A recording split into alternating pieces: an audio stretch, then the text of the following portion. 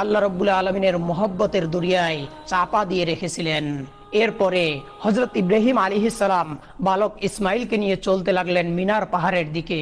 অভিশপ্ত ইবলিস যখন দেখলো জাতির পিতা হযরত ইব্রাহিম আলাইহিস সালাম আল্লাহ রাব্বুল আলামিনের আদেশ পালন করণার্থে তার একমাত্র পুত্র সন্তানকে জবেহ করার জন্য দৃঢ় সংকল্প করেছে, তখন তার আর সহ্য হলো না। সে বলতে লাগলো, হায় রে, আমি ইবলিস, মানব জাতির জন্য আমি বেহেশত থেকে বহিষ্কৃত হয়েছি এবং আমি চির মর্দুত ও জাহান্নামী হয়েছি, আর সেই মানব জাতির একজন সন্তান ইব্রাহিম আল্লাহ তাআলার আদেশ পালন করে তার প্রিয়ভাজন হবে, এটা আমি কিভাবে সহ্য করব? কোনোভাবেই এটা হতে দেওয়া যাবে না। যে করেই হোক ইব্রাহিমকে এই কাজ থেকে ফিরিয়ে রাখতেই হবে। তাই ইবলিস তার চক্রান্ত ও ষড়যন্ত্র বাস্তবায়নের জন্য সর্বপ্রথম বিবি হাজেরা আলাইহিস সালামের কাছে একজন ভালো মানুষের বেশে উপস্থিত হলো। বিবি হাজেরা আলাইহিস সালামের কাছে গিয়ে ইবলিস বলল, ও হাজেরা,